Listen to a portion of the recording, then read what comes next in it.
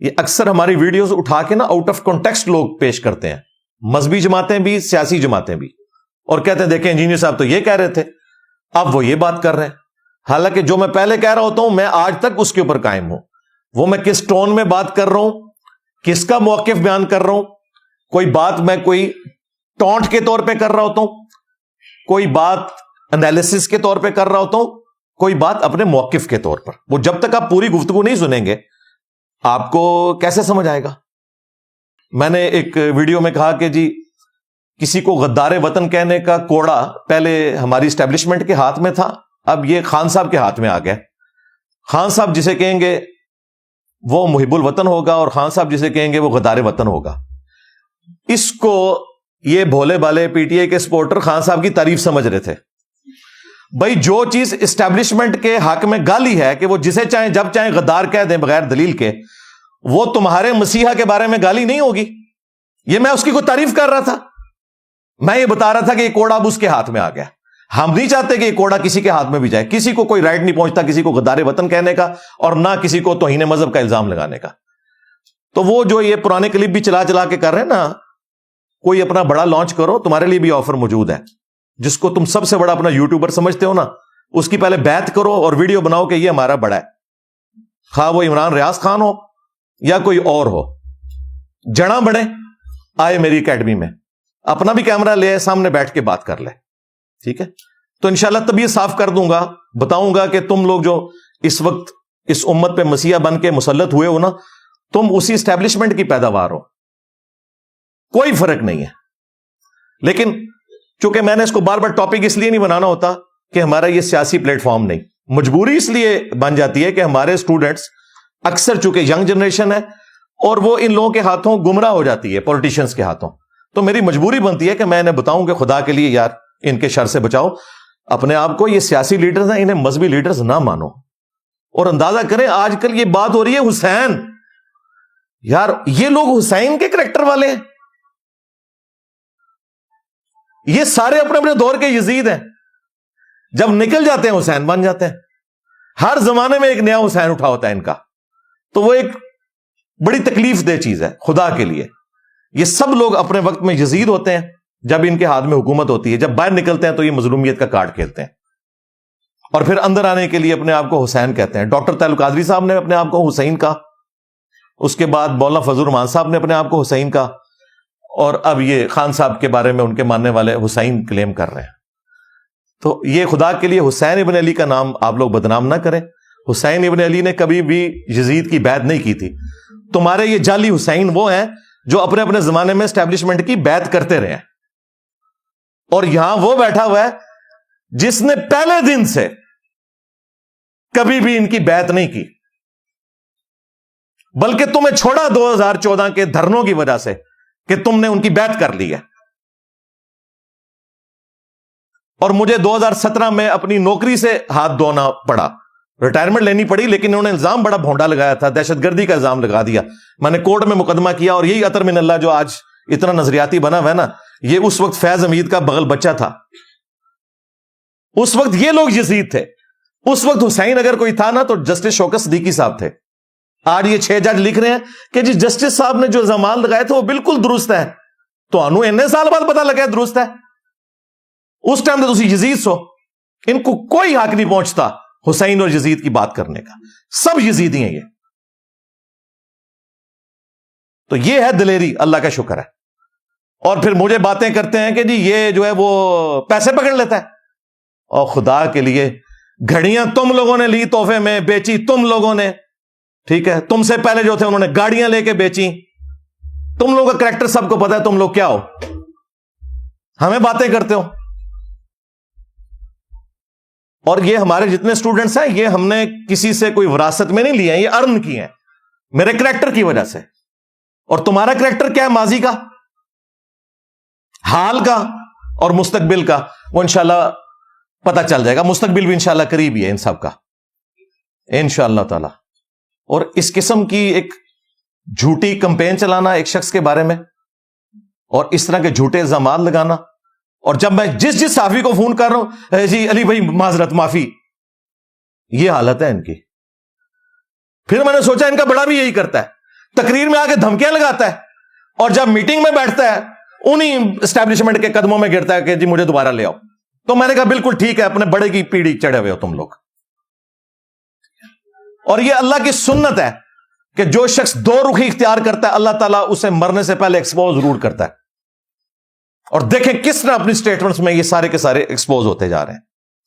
رہی میری سٹیٹمنٹ, میں آج تک اپنی ہر سٹیٹمنٹ کے اوپر قائم ہوں الحمدللہ, پورے کانٹیکسٹ کے ساتھ قائم ہوں. جو بات میں اس وقت کرتا تھا آج بھی وہی کرتا ہوں. ہاں مستقبل میں بھی جس کے اوپر توہین مذہب کا الزام لگے گا, اور یار قادیانی جن کو میں کافر سمجھتا ہوں نا, ان کی پرسیکیوشن جب ہوتی ہے نا تو میں ان کے حق میں کھڑا ہوتا ہوں. اس کا یہ مطلب نہیں ہوتا کہ میں قادیانیوں کے عقیدے کے ساتھ ایگری کرتا ہوں. خان صاحب کے اوپر توہین مذہب کا الزام لگایا مولویوں نے, میں کھڑا ہوتا رہا. اس کا یہ مطلب نہیں کہ میں اس کی سیاست سے ایگری کرتا ہوں. فوج کے خلاف کمپین چلی باہر کے ملکوں میں, اور ہمارے نوجوانوں کو ورگلایا گیا ایز اے ادارہ فوج کے خلاف. تو میں نے اگر کوئی سٹیٹمنٹ دی ہے, اس کا یہ مطلب نہیں کہ میں فوج کے پالیٹکس میں لچ فرائی کرنے کو درست سمجھتا ہوں. میں اس وقت بھی غلط سمجھتا تھا جب تم لوگوں نے RTS بٹھا کے 2018 میں ایک مہاتما ہمارے اوپر مسلط کر دیا, اور آج یہ فارم 47 کا جو عذاب مسلط ہوا ہے ہمارے اوپر.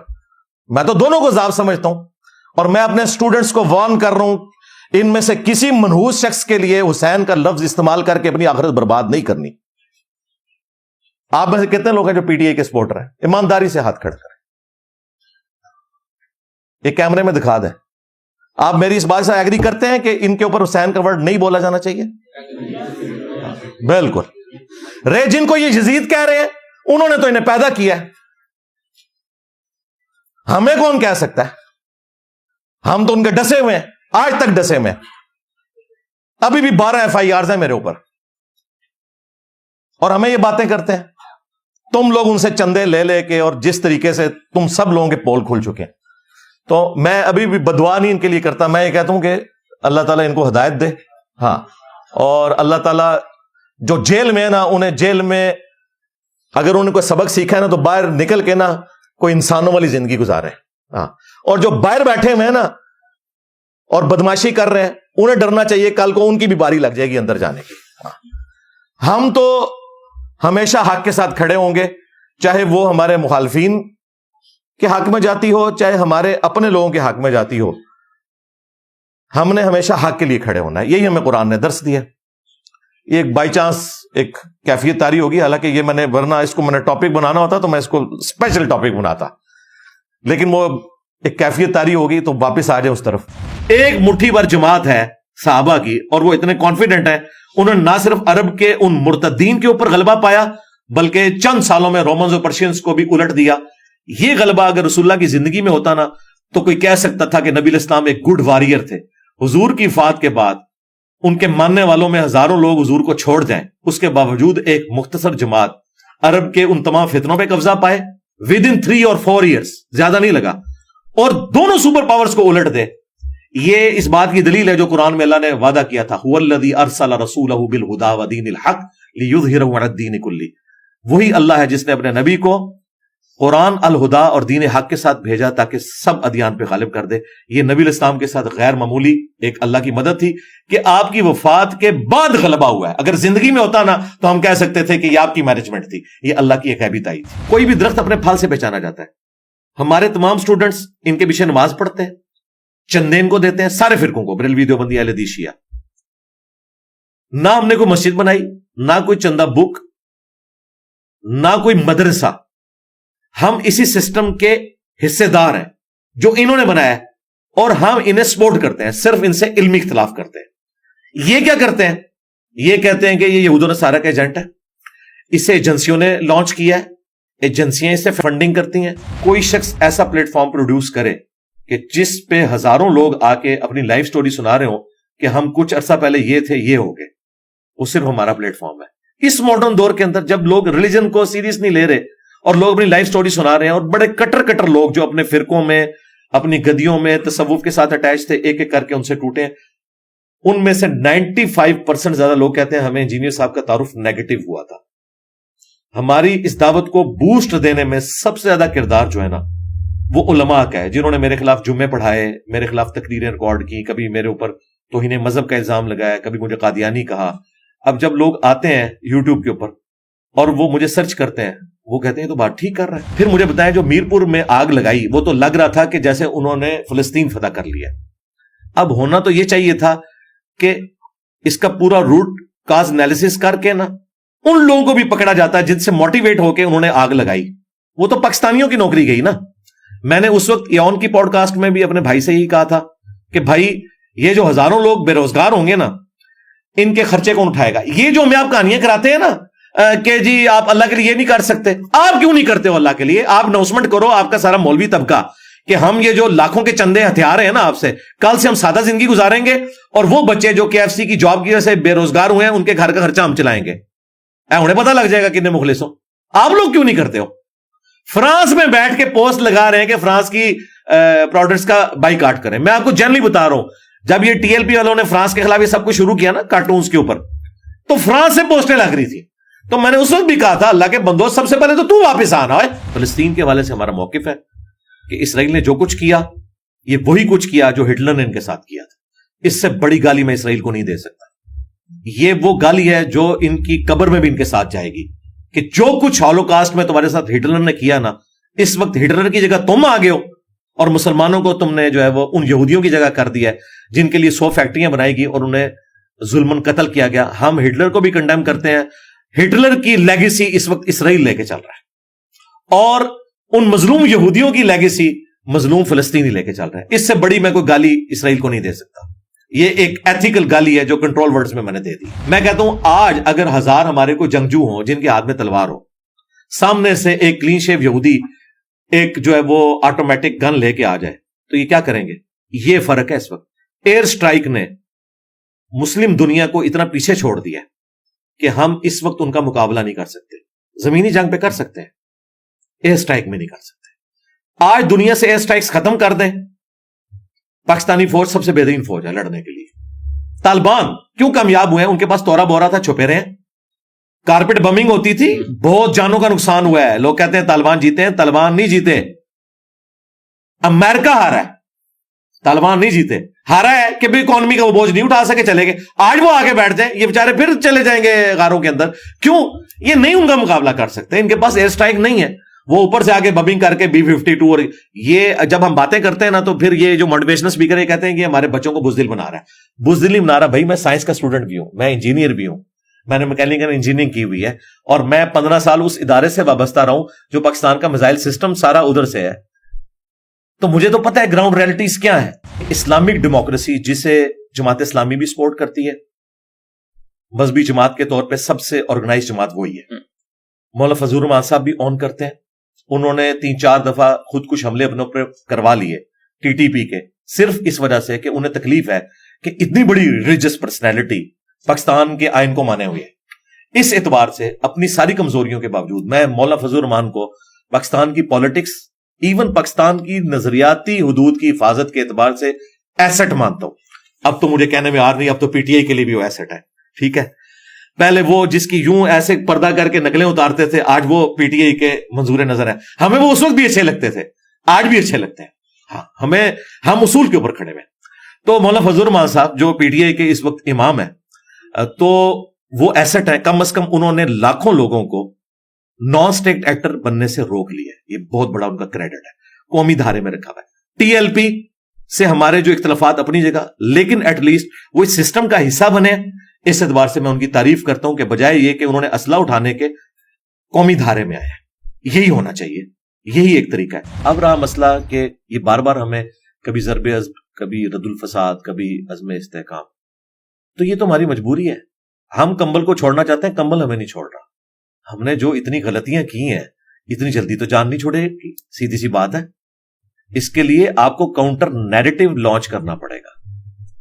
جو یہ ہمیں پڑھاتے ہوتے ہیں نا پاکستان کی نظریاتی حدود کی حفاظت ہم کر رہے ہیں, نظریاتی حدود کی حفاظت کوئی نہیں ہو رہی ہے, جغرافیے کی حفاظت ہو رہی ہے. ابھی تک کوئی سیریس کوشش نہیں ہوئی ہے. مجھے بتائیں وہ تمام علماء جو ان چیزوں پہ بولتے تھے, ایک ایک کر کے خود کش حملوں میں شہید کر دیے گئے. ایک بندہ بچا تھا غامدی صاحب, وہ بےچارے پوری زندگی ملیشیا گزاری اور اب وہ بیٹھے ہوئے ہیں امریکہ کے اندر. تو نظریاتی حدود کی حفاظت غامدی صاحب نے کرنی ہے، آرمی چیف نہیں کر سکتا۔ ایک آسما جہانگیر آپ 70 سالوں میں صرف پیدا کر سکیں، یہ ایک داڑھی پگڑی والا بندہ کہہ رہا ہے۔ کتنے لوگ ہیں جو سچائی کے لیے کھڑے ہوتے ہیں، کوئی دلیری دکھانے کے لیے کھڑا نہیں ہوتا۔ آسما جہانگیر کو سب سے زیادہ تکلیفیں کس سے اٹھانی پڑی؟ مذہبی طبقے سے، اسٹیبلشمنٹ سے۔ پھر آپ یہ کہتے ہیں کہ یہ لوگ آپ کی خدمت کریں اور آج آپ کا قبلہ درست ہوا ہے، تو آسما جہانگیر یا ان کی لیگیسی جو لے کے چل رہے ہیں وہ فوج کے حق میں کھڑے ہو جائیں۔ انہیں تو خطرہ ہے کل کو آپ کا قبلہ بدلا تو سب سے پہلے ان کو آپ شہید ہوتے ہوئے دیکھیں گے۔ تو اس لیے آپ نے طے کرنا ہے۔ ویسے میں آپ کو ابھی بتاؤں، اس وقت فوج بھری پڑی ہوئی ہے، انہوں نے واقعی ریلیجسلی یہ طے کر لیا ہے کہ اب پاکستان اس طرح نہیں چلے گا۔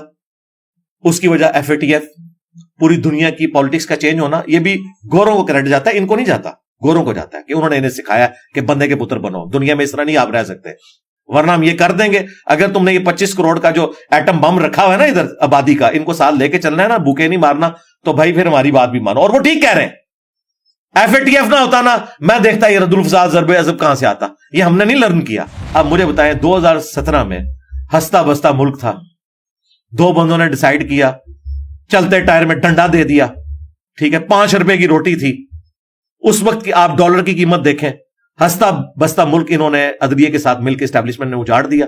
اب اس کی ریمیڈی کئی ڈیکیڈز تک نہیں ہونی، ٹھیک ہے۔ پھر آر ٹی ایس ہوا، اب فارم 45 تو سب کو نظر آ رہا ہے، آر ٹی ایس کسی کو نظر نہیں آ رہا، ٹھیک ہے۔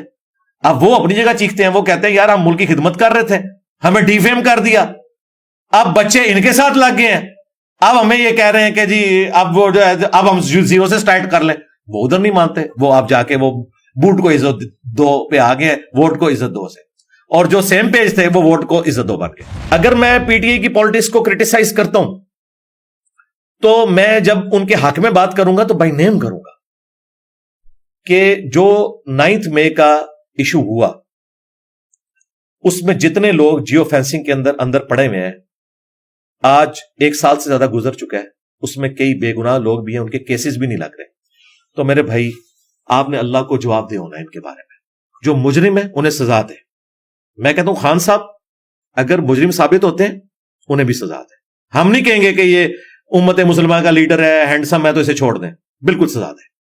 لیکن جو بیچارے عام غریب لوگ ہیں، کسی نے مور اٹھا لیا ہے، کسی نے کوئی وہاں سے کرسی اٹھا لی ہے، تو کیا اسلام میں اور پاکستان کے آئین میں اس کی سزا یہ ہے کہ وہ 1 سال تک جیل میں رہے اور کوئی وکیل اس کا مقدمہ لڑنے کے لیے تیار نہ ہو اور کوئی عدلیہ اسے ضمانت دینے کے لیے تیار نہ ہو؟ ان لوگوں کو فی الفور ان کے کیسز چلا کے فارغ کیا جائے جو بے گناہ ہیں۔ جو گناہ گار ہیں انہیں بھی سزا اتنی دی جائے جتنی ان کی بنتی ہے۔ یہ نہیں ہے کہ آپ اپنا غصہ نکالنے کے لیے وَلَا يَجْرِمَنَّكُمْ شَنَآنُ قَوْمٍ عَلَىٰ أَلَّا تَعْدِلُوا اعْدِلُوا هُوَ أَقْرَبُ لِلتَّقْوَىٰ۔ اب حافظ صاحب کو تو عربی آتی ہے، انہیں پتا ہے کہ دیکھنا کسی قوم کی دشمنی تمہیں اس پہ نہ ابھارے کہ تم انصاف کا راستہ چھوڑ دو، انصاف کرو، وہی تقوی کے قریب ہے، یہی روش ہونی چاہیے۔ عمران خان صاحب کی محبت میں جس طرح لوگ گرفتار ہیں، ہر سال لاکھوں لوگ 18 سال کو کراس کر رہے ہیں، یہ ساری کی ساری بریڈ تو خان صاحب کو ایڈلائز کرتی ہے، کیونکہ انہوں نے تو 90s کا زمانہ نہیں دیکھا ہوا، ورنہ ان کو پتا ہوتا کہ اس وقت کون بی ٹیم تھی، بعد میں کون بی ٹیم بنا۔ تو یہ وقت جو گزر رہا ہے، اگر خان صاحب زندہ رہے اور وہ جیل سے باہر آ گئے تو پھر اس ملک میں سٹیبلٹی والی کوئی چیز آپ کو نظر نہیں آئے گی، سیدھی سی بات ہے، اور یہ فوج کو پتا ہے، اس لیے وہ اندر ہے۔ تا وقت ہے کہ ان کی کوئی گارنٹی دے، ان کی گارنٹی تو کوئی بھی نہیں دے سکتا، حقیقت بات ہے، کیونکہ ان کی زندگی یو ٹرن سے عبارت ہے، وہ کسی ایک بات پہ بھی قائم نہیں رہتے۔ اسی لیے ہمیں ان کی مظلومیت تو نظر آتی ہے، فوج کی بھی مجبوری دیکھیں، وہ بھی کہتے ہیں کہ بھائی اس کو باہر نکالیں تو پھر آپ کو پتا کیا کرے گا، باہر کے ملک بھیج دیں تو کیا کرے گا، یہ اندر بیٹھ کے یہ کچھ ہو رہا ہے تو باہر آ کے کیا کرے گا۔ اس کے لیے بھائی پھر کعبے کی چھت پہ کھڑا ہونا پڑے گا، عمران خان کو بھی، نواز شریف کو بھی، اور چیف جسٹس کو بھی، اور آرمی چیف کو بھی، اور پبلکلی اپنے گناہوں کی معافی مانگنی ہوگی کہ کس نے کہاں کیا کیا غلط کیا، اور گارنٹی دینی ہوگی کہ اب ہم ایسا نہیں کریں گے، پھر کوئی آگے معاملہ چل سکتا ہے۔ ادروائز تو مجھے تو نظر آ رہا ہے کہ معاملات کوئی زیادہ بہتری کی طرف اتنی آسانی سے نہیں آئیں گے، اگرچہ اس وقت کوشش ہو رہی ہے لیکن اس میں کافی زیادہ ٹائم لگے۔ شیر افضل مروت کو میں نے کہا تھا کہ بیرسٹر گور کے ساتھ بیٹھ کے انہوں نے کہا کہ عادل راجہ جو کچھ کر رہا ہے یہ غلط ہے، یہ میں نے اس کو کہا تھا، گن پوائنٹ پہ کھلوایا، یہی باتیں ہم بھی پہلے کر رہے تھے. عادل راجہ نے میرے اوپر جھوٹا الزام لگایا کہ اس اسٹیبلشمنٹ نے لانچ کیا ہے, جو خود گن پوائنٹ پہ میڈیا پہ لانچ ہوا تھا خان کو بت بنانے کے لیے, اور وہ پھر فوج کے خلاف ہو کے خان کے ساتھ ہو گیا, جو خود اسٹیبلشمنٹ کا بغل بچہ, ان کی تنخواہوں پہ پلنے والا. میری تو نوکری اسٹیبلشمنٹ نے 2017 میں فارغ کی ہے, میں تو ان کا ڈسا ہوں. میں نے اس وقت عمران خان وزیر اعظم جب 2018 میں بنا, میں نے اسے بھی خط لکھا, میں نے ایک ایک بندے کو اپروچ کیا کہ میرے ساتھ یہ ظلم کر رہے ہیں. میں کورٹ میں گیا, یہ آج جو عطر من اللہ اتنا نظریاتی بنا ہے نا, اس کے پاس ہی میرا کیس لگا تھا. اس وقت یہ اسٹیبلشمنٹ کا بغل بچہ ہوتا تھا, آج بڑا نظریاتی بنا ہوا ہے. مجھے ان سب کا ماضی پتا ہے. یہ سب لوگ اس وقت اگر شوکت صدیقی کے ساتھ کھڑے ہوتے نا, مجھے ان کے اخلاص کے اوپر میں مانتا. ٹھیک ہے, بابر ستار کی صرف میں عزت کرتا ہوں, میں جیو پہ اس وقت بھی دیکھتا تھا, لیکن ان کا حال یہ ہے کہ سب زیادہ پی ٹی آئی مخالف تھی انہیں جج بنانے میں. تو مجھے بتائیں اللہ کے بندو, کوئی ایک خامی بتاؤ نون لیگ پیپلز پارٹی کی جو اس سے زیادہ ورسٹ فارم میں اس جماعت میں نہ آئی ہو, ان کے بڑوں میں نہ آئی ہو. میں اس کو ثابت کر سکتا ہوں, لیکن ہمارا یہ پلیٹ فارم پولیٹیکل نہیں ہے, اس وجہ سے میں اس لیول پہ نہیں اترتا. یہ بھی مجھے اس لیے اترنا پڑتا ہے کہ ہمارے اکثر اسٹوڈنٹ ینگ جنریشن ہے اور وہ ان کے ہاتھوں گمراہ ہو رہے ہیں, اپنا مستقبل برباد کریں گے, اینڈ رزلٹ کچھ نہیں نکلنا. ہٹلر کے لیے بھی 2.5 کروڑ لوگوں نے ٹیٹو بنوائے تھے, وہ بھی اسی طریقے سے ہاتھ اٹھا کے لیتا تھا. اینڈ رزلٹ کیا نکلا ہے؟ آج جرمنی شرمندہ ہے ہٹلر کا نام لینے سے. اللہ نہ کرے کہ خان صاحب کا مستقبل یہ ہو. جیل میں گئے ہیں, میری کبھی ملاقات بھی, میں ان کے کہوں گا خدا کے لیے آپ اپنی زندگی میں اپنے فتنے کو ختم کر کے جائیں. جو آپ نے غلط چیزیں کی ہیں ان سے معافی مانگیں, اور اپنی نوجوان نسل کو, اس لیے دیکھیں 4 ٹکڑے تو ہو چکے ہیں جماعت میں, اور بھی ٹکڑے ہوں گے. ان میں سے یہ دعویٰ نہیں کر سکتا کہ ہم بڑے نظریاتی ہو گئے. نظریاتی تو ہم ہیں شروع سے. میں تو 2014 کے دھرنوں کے بھی خلاف تھا, حالانکہ 2013 میں نے پی ٹی آئی کو ووٹ ڈالی تھی. نظریاتی اس کو کہتے ہیں. میں ان دھرنوں کی وجہ سے, کنٹینر کی وجہ سے خان صاحب کے مخالف ہوا تھا کہ آپ ان کی گود میں نہ بیٹھیں. ہم سمجھتے تھے خان صاحب ایک نظریاتی لیڈر ہے, لیکن وہ گود میں بیٹھے اور آج وہ اندر ہے. اور میں پریڈکٹ کر رہا ہوں, خدا نہ خواستہ ایسا ہو, مجھے نہیں لگتا کہ اب وہ اس اعتبار سے کوئی پولیٹیکل قد کاٹ حاصل کر سکیں گے باہر نکل کے. مجھے نہیں نظر آ رہا. میرے منہ میں خاک. میری خواہش ہے کہ اگر انہوں نے جیل میں رہ کے کچھ سیکھا ہے اپنی غلطیوں سے, وہ باہر نکل کے اپنے مخالفین سے معافی مانگیں گے. نیلسن منڈیلا کی بات کرتے ہیں تو اس نے 27 سال بعد سب کو معاف کیا تھا, لیکن نیلسن منڈیلا کی جو فیاضی تھی یا معاف کرنے کی روش, اس کا 1% بھی پاکستان میں نہ عمران خان کو نصیب ہے, نہ نواز شریف کو نصیب ہے, نہ زرداری صاحب کو. یہ صرف نام لے سکتے ہیں. حقیقتاً یہ بہت بغض پالے ہوئے ہوتے ہیں اپنے دلوں کے اندر ایک دوسرے کے بارے میں.